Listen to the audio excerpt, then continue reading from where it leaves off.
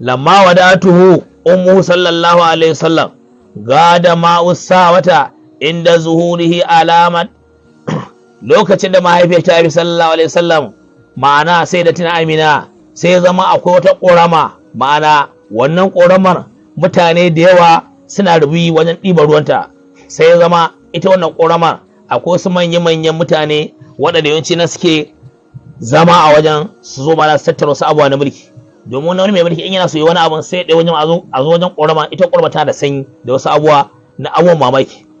to kuma sannan an ce akwai hure a wuraren da wasu abubuwa da yan bishiyoyi a cikin ruwan da sauransu duk gashi na abubuwa da mamaki to sai zama ana haihu annabi sallallahu alaihi wasallam ma'ana annabi sallallahu alaihi wasallam ko sai a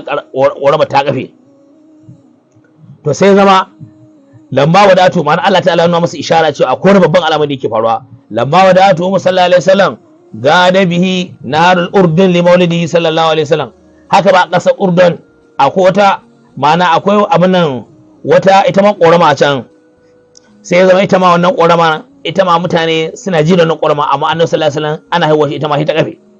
lamba wadatu sallallahu alaihi wasallam ita salat bihi busharul hawatifu layla wan hara lokacin da mahaifiyar shi sai da tuna amina da Allah ta haifa annabi sallallahu alaihi wasallam ma'ana sai bisharu suka dinga saduwa da ita ma ta dinga jin bisharori ma'ana maganganun hati ma'ana maganganun mala'iku da sauran halittu gaba da ma'ana dare ma'ana ta wuni da rana tana jin wani maganin mala'iku haka ba da ta an ta jin wasu abuwa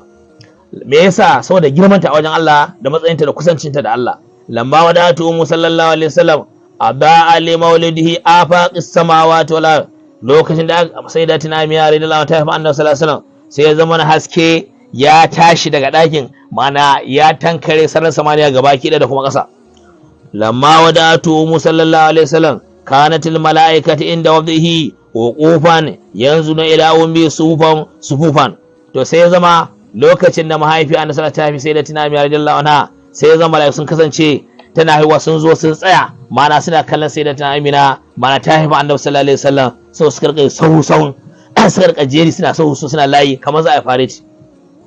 me yasa sau da girman tun ajin Allah ta'ala ya aiko mala'iku domin su taya ta murna dan nan nata sallallahu alaihi wasallam da a matan duniya wace bace ta samu wannan darajar lokacin da ta haifa danta Allah ta'ala ya aiko mala'iku su sau domin su taya ta ba wata sama sai da ta mina mahaifi annabi sallallahu alaihi wasallam lamma wadatu ummu sallallahu alaihi wasallam asbaha qadar ummihi bi waladati mu'azzaman wa dura sharaf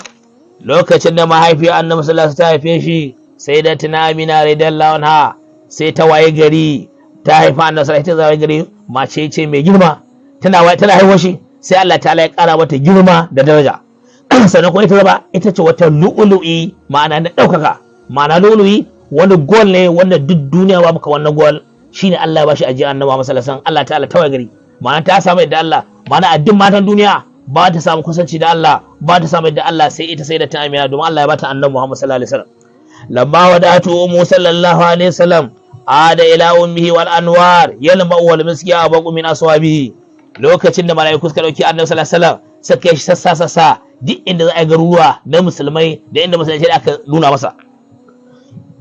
to sai zama aka dawo da shi wajen mahaifiyar shi amma ana dawowa sai aga haske na ta tashi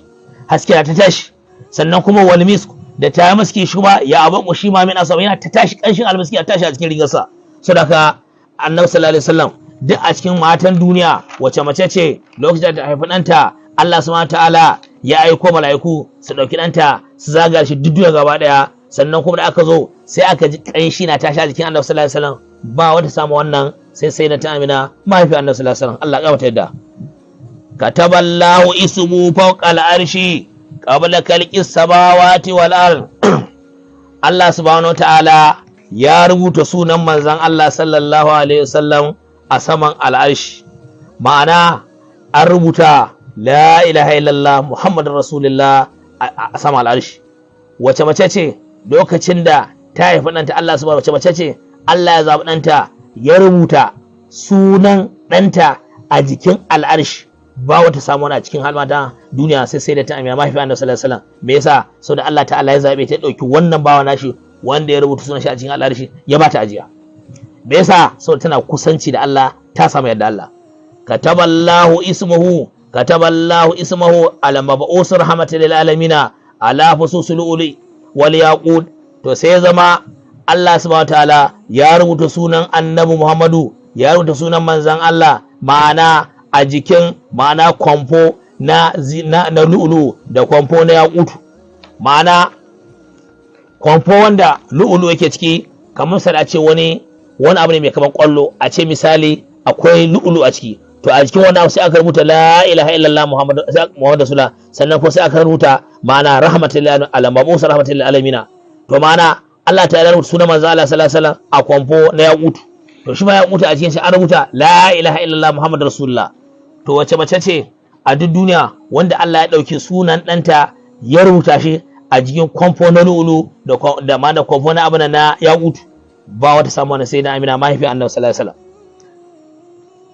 Awwal ma katabal qalam ismuhul karim la ilaha illallah muhammadur rasulullah sallallahu alaihi wasallam. Farkon abinda alƙalami ya rubuta shi ne da Allah ta'ala yake cewa non wal qalami. To wannan alƙalamin ma'ana Allah ta'ala ya tsara shi ne saboda zai rubuta sunan annabi Muhammadu sallallahu alaihi wasallam. Allah zai bashi cewa rubuta sunan manzon Allah sallallahu alaihi wasallam a saman al'arshi, ya rubuta sunan manzon Allah sallallahu alaihi wasallam a bisa wannan kwafo, ya rubuta sunan manzon Allah da duk inda ake rubuta sunan manzon Allah sallallahu alaihi wasallam. Kataballahu ismu fil alwahil hawa wal kutub wal lawhil mahfuz. Allah ya rubuta sunan manzon Allah sallallahu alaihi wasallam a cikin wasu kananan alallika, sannan kuma ya rubuta sunan manzon Allah a cikin duk littafi da aka sauka wani annabi, sai da aka rubuta sunan manzon Allah a cikin littafin, sannan wal lawhil mahfuz, sannan da Allah yake cewa bal huwa qur'anun majid fi lawhin mahfuz. Wannan alqur'ani mai girma ne a cikin lawhin mahfuz, Allah ya kiyaye shi. To Allah ya rubuta sunan manzon Allah a cikin lawhin mahfuz. Saboda haka a duk duniya wace mace ce Allah ya dauki sunan ɗanta ya rubuta sunan shi a jikin duk wani littafi da za a sauka wani annabi, a cikin attaura, a cikin linjila, a cikin zabura? Saboda haka wace mace ce Allah ya dauki sunan ɗanta ya rubuta a cikin lawhin mahfuz, aka sa alƙalami da Allah ya ce no na aka sa alƙalami ya rubuta? Ba wace ta samu wannan sai da ta mahaifi annabi sallallahu alaihi wasallam. Kataballahu ismahu ala adrafil hujub. To saraka Allah subhanahu wataala ya rubuta sunan manzon Allah a jiki, a gefe akwai hujubai. Misali sama ta ɗaya akwai hujubai da wanda annabi sallallahu alaihi wasallam ya kekketa su, sama ta biyu akwai hujubai, sama ta uku akwai hujubai, sama ta hudu akwai hujubai, sama ta biyar akwai hujubai. Annabi sallallahu alaihi wasallam ya kekketa su. To a cikin kowane hijabi sai da aka rubuta la ilaha illallah muhammadu rasulullah. Allah ya sa alƙalamin ƙudura ya rubuta. Saboda wace mace ce a duk duniya wanda Allah ya ɗauki sunan ɗanta ya rubuta a cikin hujubai wanda suke samai? Ba wanda samu wannan sai da ta mafi annabi sallallahu alaihi wasallam. Kataballahu ismahu ala nuhurul hudin. Allah ta'ala ya rubuta sunan manzon Allah a jikin goshin mata hudini. Saboda duk wani wanda zai je aljanna ma'ana ya zama a bashi hudin, to zai zama gaba ke hudin nan akwai sunan manzon Allah a cikin goshin su. Saboda wannan sunan manzon Allah shine ke tasiri a cikin su ma, ya zama shi yasa Allah ta'ala yayi su da kyau. Sai ya ce ka annahun da yaqutu wal marjan, sunan yan matan hudin. Saboda sai zama wace mace ce Allah subhanahu ta'ala saboda girmamawa da karamawa ya rubuta sunan ɗanta a cikin goshin yan matan hudin a duk duniya? Ba wata samun darajar sai da ta Amina mahaifi annabi sallallahu alaihi wasallam, ma'ana saboda Allah ta'ala ya daidaita. Kataballahu ismahu baina ayunil mala'ikatil hafin. Allah subhanahu ta'ala, Allah ta'ala ya rubuta sunan manzon Allah a tsakanin idan dinan mala'iku, ma'ana ko da mala'ika tsakanin wani idan shi idan a rubuta la ilaha illallah muhammadur rasulullah sallallahu alaihi wasallam. Suna ka duk yawan mala'iku, wa ma ya'lamu junuda rabbaka illa huwa, wanda sun yawan rundunar mala'iku sai Allah. Suna ka wace mace ce Allah ya rubuta sunan ɗanta a jikin tsakanin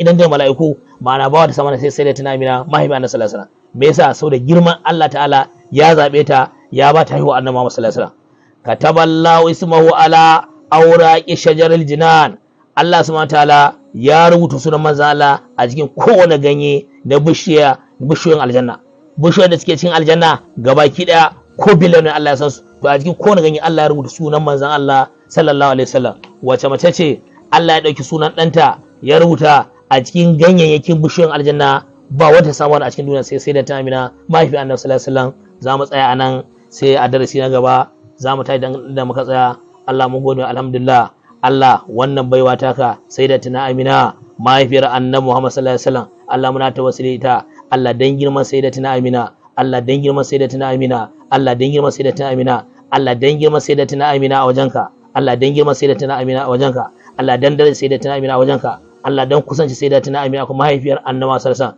Allah dan tsarkin ruhin sayyidatina Amina Allah dan tsarkin ruhin sayyidatina Amina Allah dan tsarkin zuciyar sayyidatina Amina Allah dan tsarkin jikin sayyidatina Amina Allah dan tsarkin mahaifi Allah dan tsarkin mahaifar da Annabi Muhammad sallallahu alaihi wasallam zauna a cikin ta Allah dan tsarkin mahaifar da Annabi sallallahu alaihi wasallam sayyidatina Amina Allah ka yarda da mu ka samu daga cikin bayan kai da Allah ka cika zuciyarmu da kaunar Annabi Muhammad sallallahu alaihi wasallam Allah ka cika zuciyarmu da kaunar wannan ɗana ta babba mai daraja duniya da lahira Allah ka cika zuciyarmu da kaunar sayyidina sallallahu alaihi wasallam Allah ka raya hashab da sayyidina salati sayyidina rasulullahi Allah ka raya hashab da salati sayyidina rasulullahi Allah dan matsayin sayyidatina Amina a zuciyar manzon Allah Allah dan girma sayyidatina Amina a zuciyar Annabi Muhammadu Allah dan girma sayyidatina Amina a zuciyar Annabi Muhammadu Allah dan matsayin sayyidina rasulullahi a zuciyar sayyidina Amina Allah dan girman Annabi Muhammad a zuciyar sayyidina Amina Allah ka sanya mu da cikin bayan kai da du Allah ka raya harshen da salati ga rasulullah Allah kai da ku samu da cikin bayan kai da du albarkacin sayyidina rasulullah sallallahu alaihi wasallam alhamdulillah